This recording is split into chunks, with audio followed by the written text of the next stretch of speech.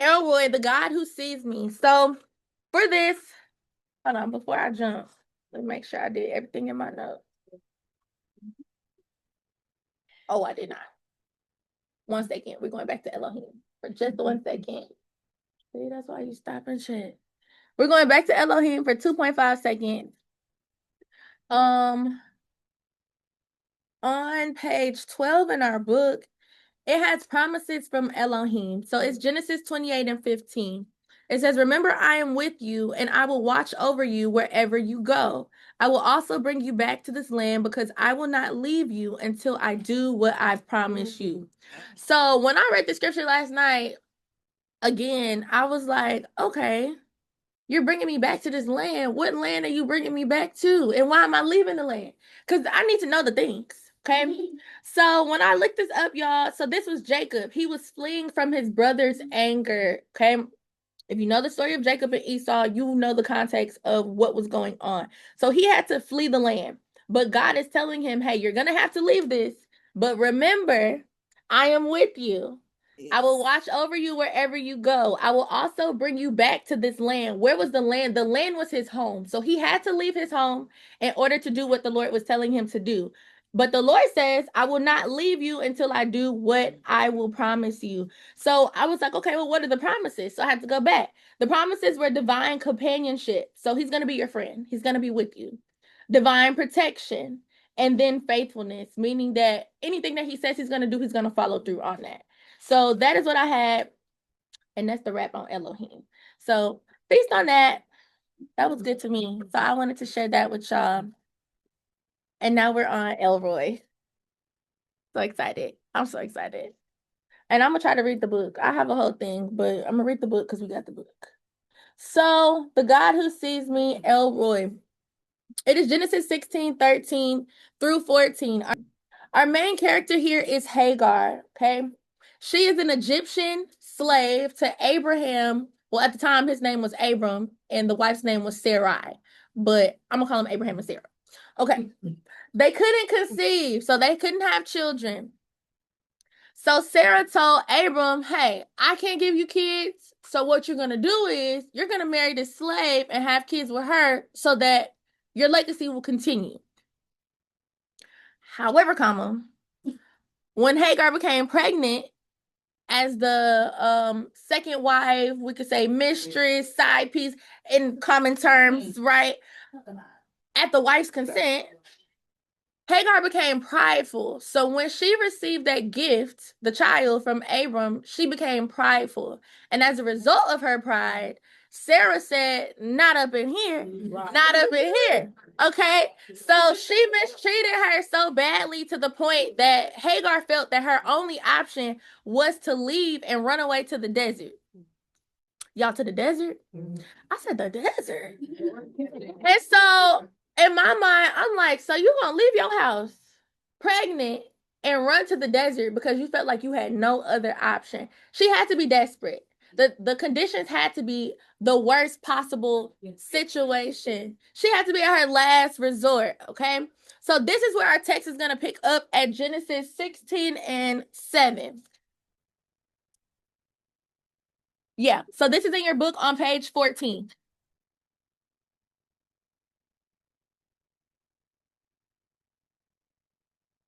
So as we read this, we're gonna see another name of the Lord that we have not gone over yet. Yahweh is listed. Yahweh is for Lord. So you may want to make that little note. Yahweh is gonna be Lord.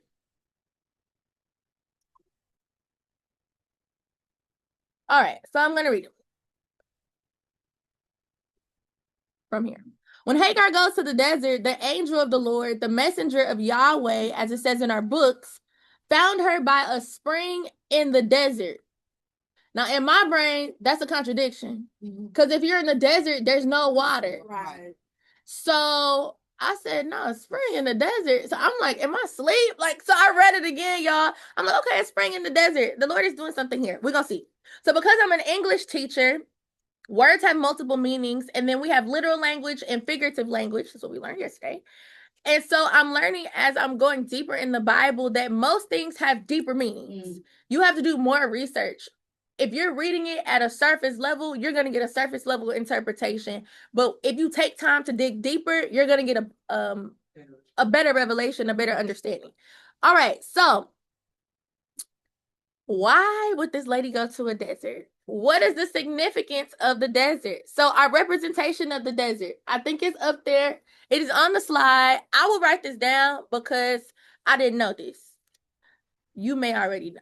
You know, some people, y'all been in this thing a long time.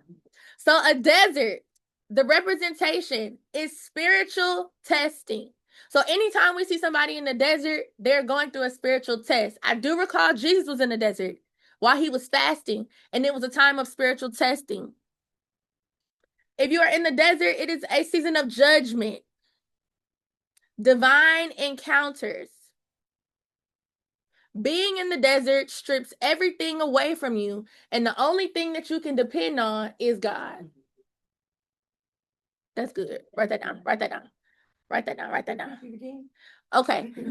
Desert, representation of spiritual testing, judgment, divine encounters, and being in the desert strips everything from you, and the only thing you can depend on is God.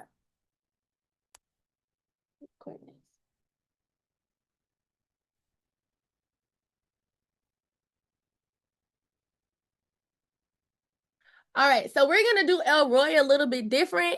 Now we're going to take a pause. We're going to go to question 2 in our book. So we're going to question 2 in the book, y'all. Question 2 says,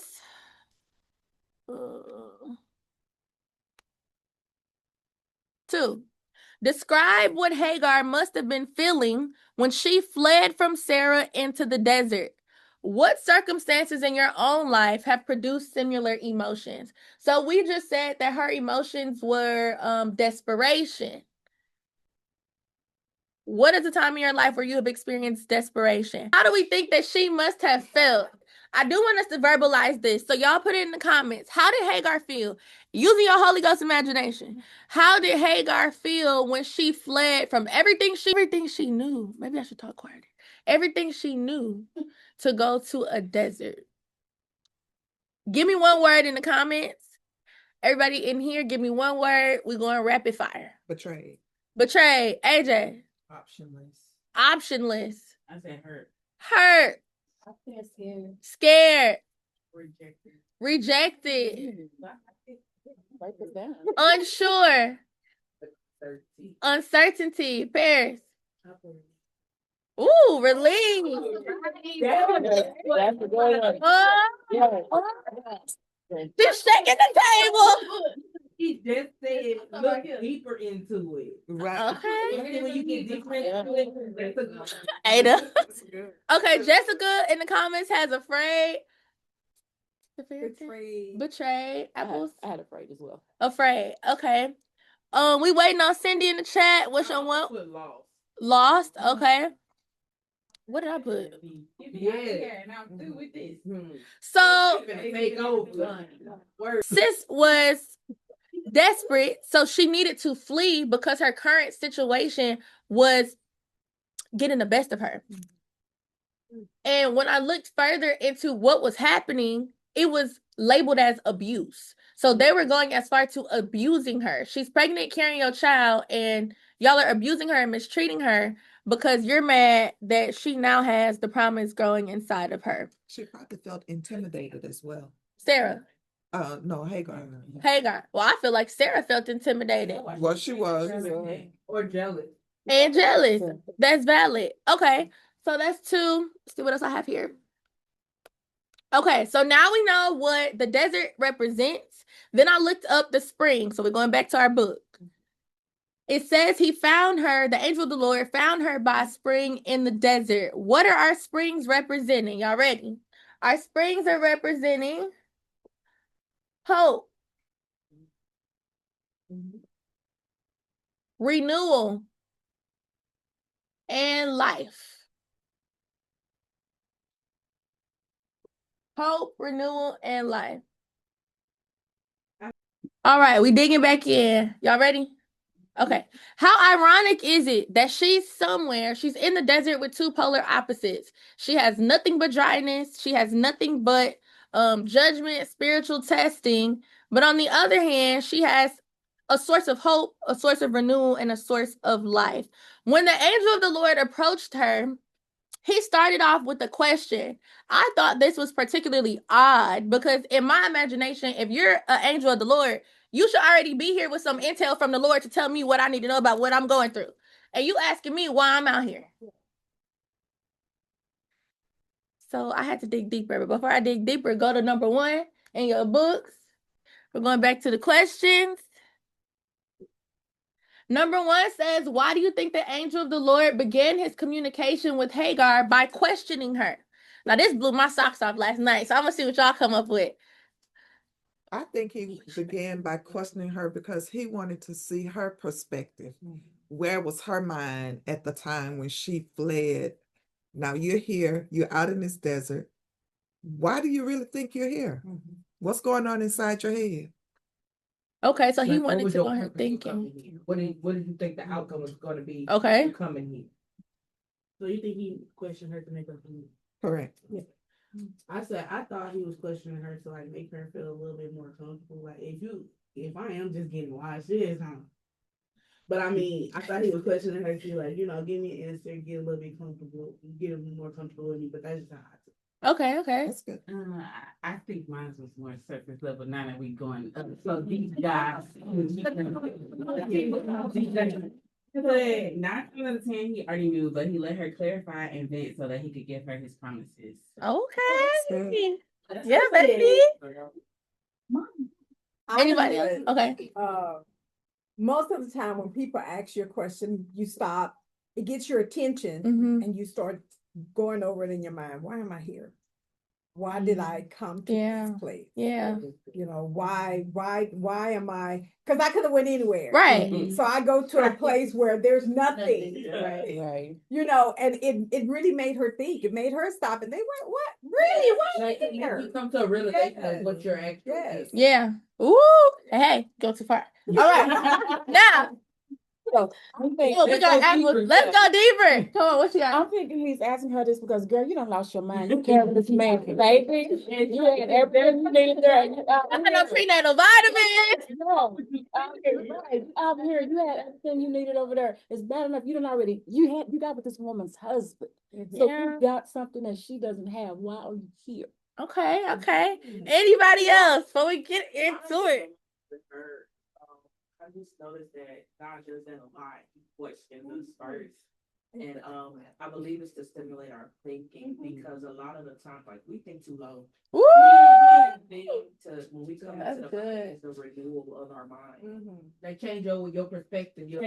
We're calling us higher, not just as far as our purpose, but as far as our way of thinking and how we consider things. So that's why I believe that it's. Anytime God comes to us, it's like, why? What we doing think this it, okay. type of thing. So yeah. So make you consider, because it's not that God doesn't already know. It's not that the messenger doesn't already know. He's been sent there for a reason. Right. It's because you don't know. Right. He's trying to reveal it to you. Like, okay, for teacher. So like, if a student asks a question, he's gonna say, I don't know, what do you think? And it's like you ask it in a different way just for them to understand it and for them to answer their own question in a way. Okay. Dang, y'all in my notes. The teacher knows already. Correct. Already. Oh, write that down. Write that down. Did y'all hear what she said? She said anytime the teacher asks the question in real life, the teacher already knows the answer. Now apply it. Right. Oh, hold on. We got some stuff in the comments, y'all. Transparency. I am currently in a place where I'm trying to get away from a situation to be free. I'm afraid, but I am learning to hear God's voice and not be afraid to step out and go. Okay, Hagar. I felt like the angel knew Hagar was somewhere she did not need to be. I could be wrong. Ooh. Okay, we coming back. Hold on. Somebody said, Ada said, I think that was a checkpoint. Like, girl, what the what? Exactly. Okay. This is good. This is good discussion. Okay, let me get focused. Number 1, we did number 2. Very good. Okay, so we back, y'all. We're back in verse. We're still in 7. 8. We're in verse 8. So I researched a little bit deeper. The angel of the Lord did not ask her a question because the angel didn't know. That's what Bree said. That's what Charlene said. That's what Sister Farrington said. First Lady Farrington said. Okay. The question was asked so that she would identify or acknowledge the situation that she was in. The question was asked so that she would identify or acknowledge the situation that she was in. She had to have an honest moment with herself and with the angel to say, hey, I'm out of options. I'm desperate. Okay. Hagar answers in verse 8 and says she's running away from her owner, Sarai. Okay. So he asked her the question so that she would identify or acknowledge the situation that she was in. We ready to move on? All right, now when we get to verse 9, it gets a little tricky. Okay, I took a brain break. I literally walked away and came back because what is going on here?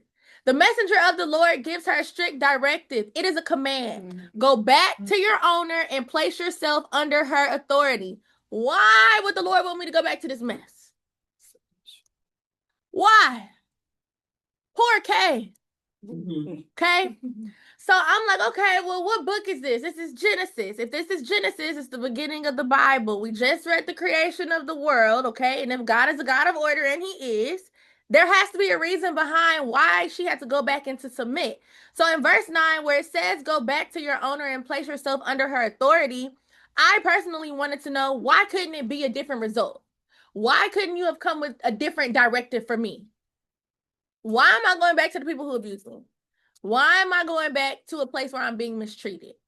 Or why am I going back to a situation where I feel like I'm not getting anything out of it?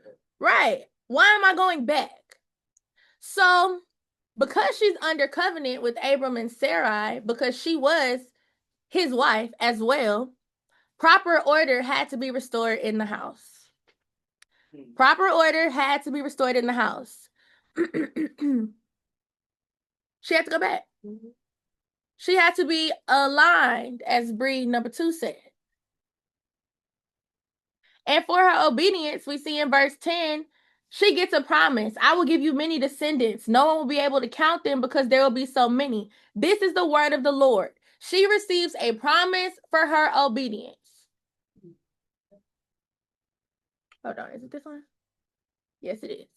Let me go back for y'all too. She receives a promise for her obedience.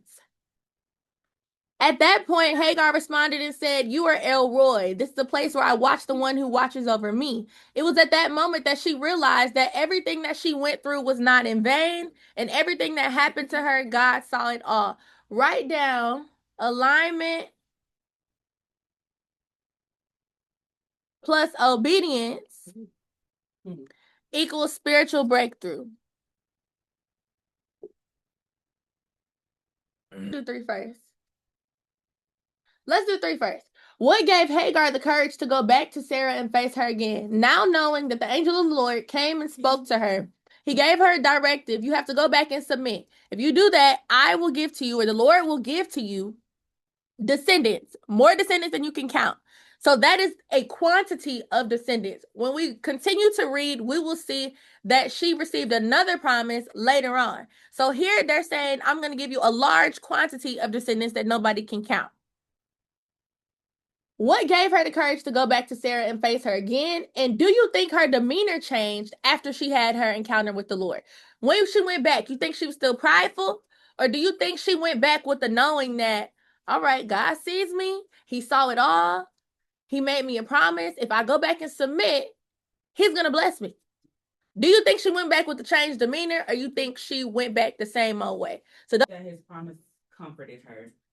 So anytime somebody say, if you do this, I'm gonna give you this, 9 times out of 10, you gonna do it. A little incentive. Yeah. Right. I'm gonna give you this. So she went back, and I believe that her demeanor was definitely changed, but also her demeanor was changed because she knew that she had something coming on the other side. And also is having trust in those promises too, because somebody can promise you something, and you like, but if you trust those promises, like you said, you're gonna do it because you know what's gonna come out on the other side. Mm-hmm. And I think she knew that her obedience would bring her benefits. Right. That's good. Yeah. Oh, write that down. Hey, hey. Write that down. Write that down. Your obedience will bring you benefits.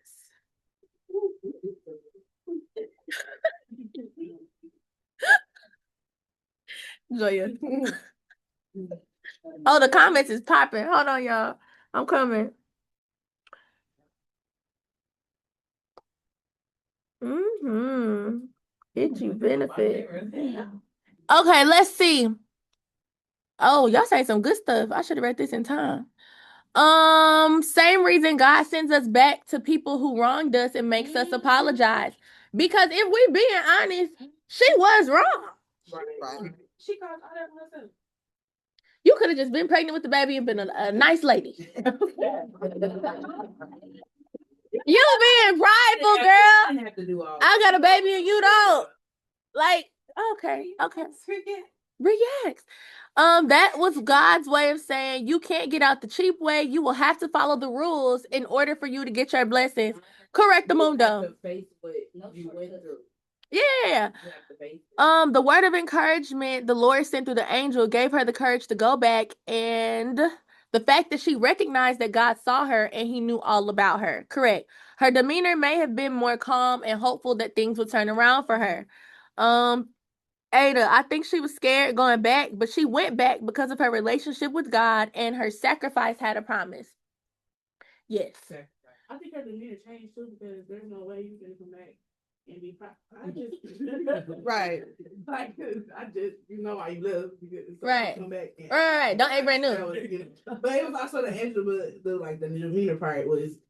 You can't go back and act the exact same way because you also right. Before to go in submit, that's something the submit was crazy to me. The submit took me through the loop. Because what? Is one thing, but to submit, and I think that's also a tip. Yeah, for sure, a test of your obedience. Are you gonna do what I say? Yes or no? Regardless that you don't want to. Yeah. You gonna do it or not? Something else. Dang, it's gone. I do think her comeback was a walk of shame in some way. Okay, she could have felt that way. She crashed out and left. Now you gotta come back. I felt that way. Like sometimes you like I really just did all that. Now here I go. I'm going back. Right on back. Yeah. Okay. All right, we moving. Anybody else? I feel like it did. For me, I feel like even though it was an angel of the Lord that came to her, it was a representative of the Lord. So you cannot come in contact with the Lord and be the same. She has to have had some type of transformation had to take place there. Okay, we're gonna see. We're gonna see. All right, let's continue. So we're moving on. We should be on page. Oh no, we're not. Number 4. What images come immediately to mind when you hear the name El Roy, the God who sees me or the one who watches over me? So you have two options. You can either I see thumbs up. You can either pull up a picture on your phone, take like 1 minute and find a picture of your phone to show us of something that represents El Roy, the God who sees me, or you can describe it verbally. So I'm gonna give you like 1 minute and 30 seconds, figure out what you're gonna do. People in the comments, I don't know if you can paste pictures in the comments, but you could type words. I'll go first. Big Brother is always watching. That's what pops in my mind. He got all them screens looking at everything all the time. He sees it all. A camera. Yeah, cameras. Like the little security room with all the videos. And that may be surface level. But that's what I think. Like surveillance. So what came to my mind was a light shining Okay. on you. And that, you're not in darkness because he's watching you and he has like a fence around you to protect you. That's what came to my mind. I like that. Anybody else ready?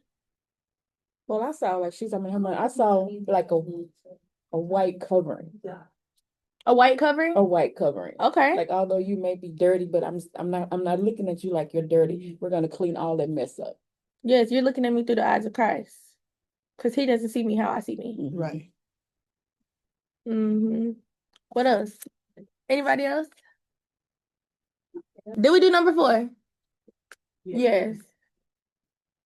What's this? Okay. So now we moving on. We are now on page 16 in our book. Yeah. We're doing good. We're doing good. So when we read Genesis 16, that's what we just read, when she was pregnant, those events occurred when her son was either a baby or she was pregnant with the child. And this second passage that we are about to read, oh, let me move y'all. In this second passage that we're about to read, this is years later. God is still calling himself Elohim. Okay. So she's already recognized him as El Roy, which means what? The God who sees me. But in this verse, he's going to be named as Elohim, which means what? Yeah. Okay. We're retaining. All right. So let's read it. Let's see what happens. So in the book, it's starting at 17, but because I'm nosy, I had to go back to 8. So I have 8 on the screen. You guys could probably see it. So it says the child grew and was weaned, and on the day Isaac was weaned, Abraham held a great feast. But Sarah saw the son whom Hagar the Egyptian had borne to Abraham was mocking. So now the son acting up. And she said to Abram, get rid of that slave woman and her son, for that woman's son will never share in the inheritance with my son Isaac. The matter distressed Abraham greatly because it concerned his son. But God said to him, do not be so distressed about the boy and your slave woman. Listen to whatever Sarah tells you, because it is through Isaac that your offspring will be reckoned. I will make the son of the slave into a nation also because he is your offspring. Now, that's a promise. You know, I just hear Lisa in my voice. That sounds like a promise to me. Okay, so he's making him a promise. And so I'm like, okay, well, the lady already got a promise that she was gonna have many descendants out of the boy. Now we're saying it's gonna be a great nation. And so I'm like, well, what's the difference? So many descendants is the quantity. But if you are a great nation, it's like you're elite. It is you hold weight. Okay. So almost like royalty. So that is the great nation. All right, blah, blah, blah, blah. Early the next morning, 14, right? Correct. So he sent him with food and water. Early the next morning, Abraham took some food and a skin of water and gave them to Hagar. He set them on her shoulders and then sent her off with the boy. She went on her way and wandered in the desert of Beersheba. When the water and the skin was gone, she put the boy under one of the bushes. Then she went off and sat down about a bow shot away. That's about 50 feet. I Googled it. For she thought, I cannot watch this boy die. And she sat there and she began to sob. We're going to pause. All right. So our plot has thickened. She loves the desert. The plot has thickened at this point. You know, had the baby has grown up, now your child cutting up, and his stepmama shark is saying, hey, you and that baby, you're going to have to get out of here. Husband is like, hey, you know, I hate to do this, but here's a little lunch kit for you. You guys go ahead and go. I hope you're okay. Okay? So they leave. There's no food. There's no water. They run out because obviously the kid got to eat. She's desperate. She's in desperation yet again. And in my mind, I'm like, hey, girl, you keep getting desperate. You're not learning your lessons. But in desperation, she placed him under a bush, walked away a distance, and began to weep loudly. Now, they say when women cry, God listens. And I think it's true. That's just me, though. Okay? As a mother, I can only imagine the despair. You have no other options.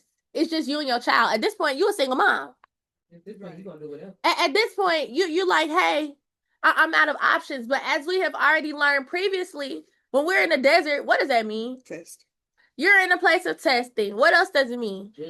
Judgment. What else does it mean? A divine encounter is about to happen. So in my brain, she was probably like, okay, cool, I'll go to the desert. Because I've already been to the desert before. Now what happened the last? I know what happened the last time. I've already been to the desert before. So I already know how this is going to turn out. I'll go to the desert. Let me get my baby. Okay? And we out of here. So it is also a place of stripping, meaning that you have nobody else to depend on but who? But God. So here we are again in the desert.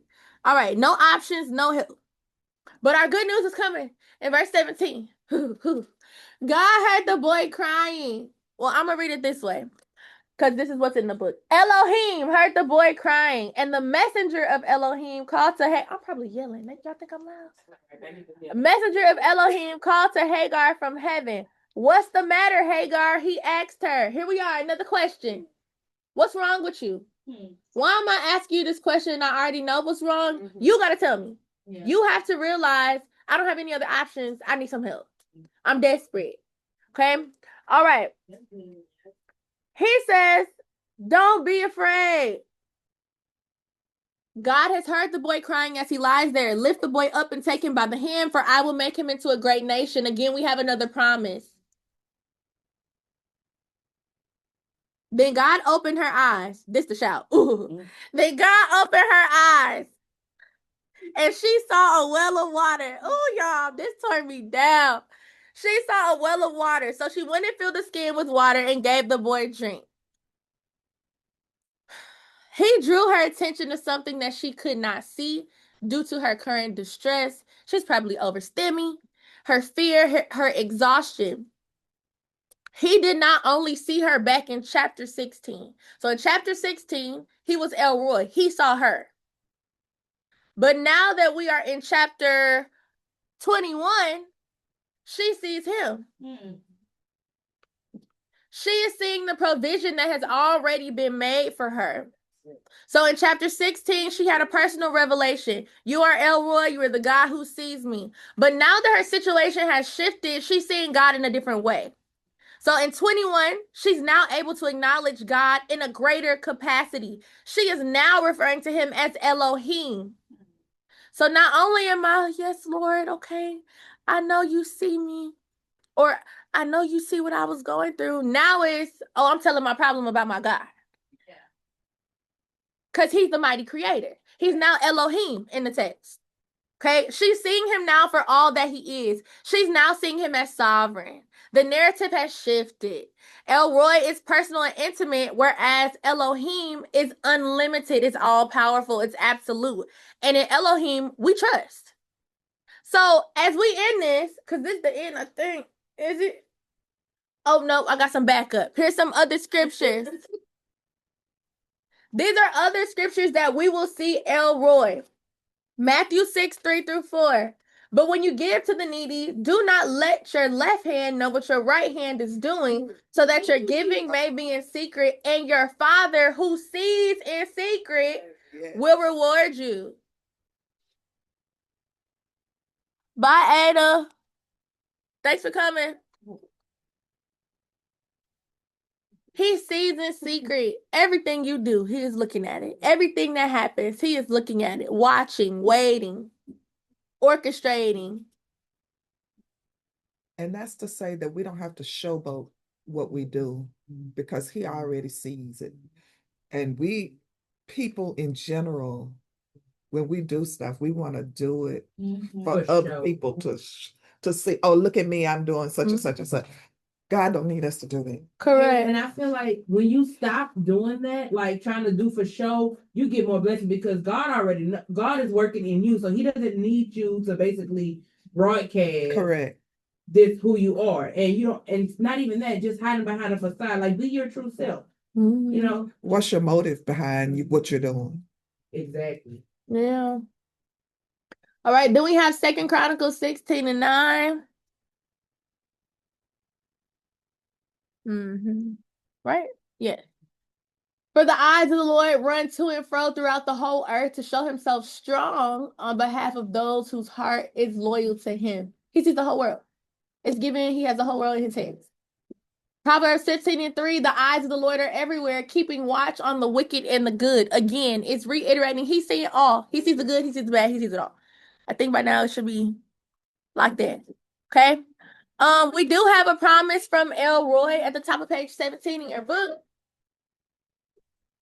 Top of page 17 in your book. This was good to me. This is Psalms 121, 3-5-8. He will not let you fall. Your guardian will not fall asleep. Yahweh, the Lord, is your guardian. Yahweh, the Lord, is the shade over your right hand. I said shade over my right hand. Now what? So when I looked it up, y'all, that means he's my protection. He's an immediate presence. So if I stick my hand out in the sunlight, that shade coming immediately. So as soon as I get in danger, he's already there immediately. Okay? He is strength, he is power, he is authority. He is there before me. The sun will not beat down on you during the day, nor will the moon at night. Yahweh, the Lord, guard you from every evil. He guards your life. Yahweh guards you as you come and go now and forever. These are his promises. He's not going to let you fall. He's not going to sleep, so you go to sleep. That's hey, it's no need for both of us to stay up. He don't sleep nor slumber. I'm going to sleep, baby. Okay? Baby, it's gonna work out. It's gonna work It's out. gonna work out. It's either gonna work out or I'm going to the desert. Here's one of the two. And then it's still gonna work out in the desert. It's like I'm not gonna lose sleep over something that's quote unquote bother me, you know, a situation, whatever like that. Lose sleep for what when it's already handled. Yeah. Right. He sees it all. Exactly. He controls it all. Okay. Now that's easier said than done, of course. It is but easier said than done. what else? He's guarding you from every evil. He guards your life. Your guards